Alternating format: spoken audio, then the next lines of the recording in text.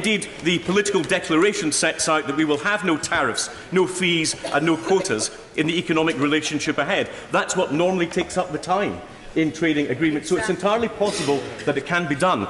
But the debate, Mr. Speaker, is that we will be embarking upon is not one about tariffs and fees and quotas. It's about regulatory alignment. That will be the central debate in the negotiations we have with the European Union. And we need to see this in a wider global context. At the WTO meeting in Buenos Aires, it became clear that in the global trading system there are two ways forward. One is the concept of harmonisation, a highly legalistic, regulatory means of doing business that says this is the way we do it today, therefore this is the way we'll always do it in the future. Against that, there is the wider concept of outcome-based equivalence, which says, yes, we know what standards we need to meet, but we want to find our own ways, our own rules, our own efficiencies in achieving that particular outcome. And the EU is now in a real minority. It is virtually only the EU that takes the route of harmonisation.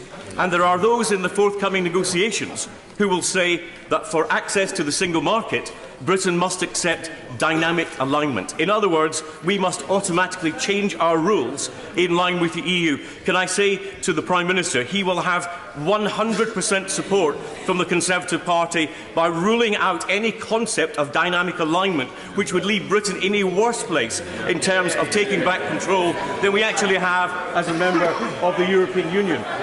Mr. Speaker, this debate that we are embarking upon is a clear choice.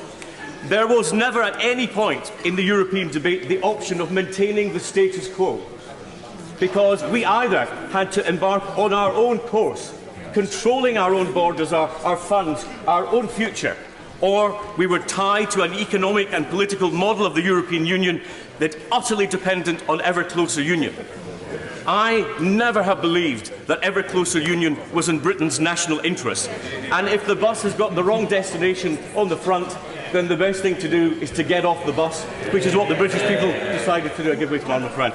I agree with my honourable friend. Does he not recall that the Leader of the Opposition spent his time sneering at the standards in the United States, a democratic and advanced economy? But one of the points that he was making is correct.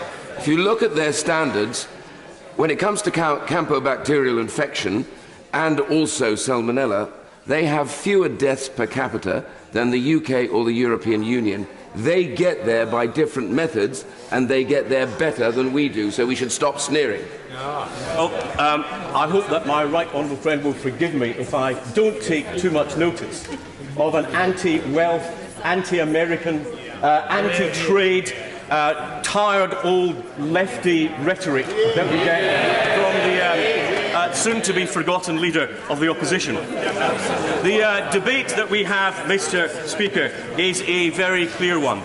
The Prime Minister is leading Britain in a direction which will produce a confident, outward-looking European Union. To many of us, leaving the European Union wasn't because Europe was foreign. It's in an era of globalisation. Europe was not foreign enough. It spent too much time gazing at its own navel and worrying about political integration. We are embarked upon a historic and correct course for our nation. And I go back, Mr. Speaker, to where I began on this question of trust, and I say this in the spirit of the season, that I hope that even Hugh Grant will watch our seasonal offering this year, which is democracy, actually.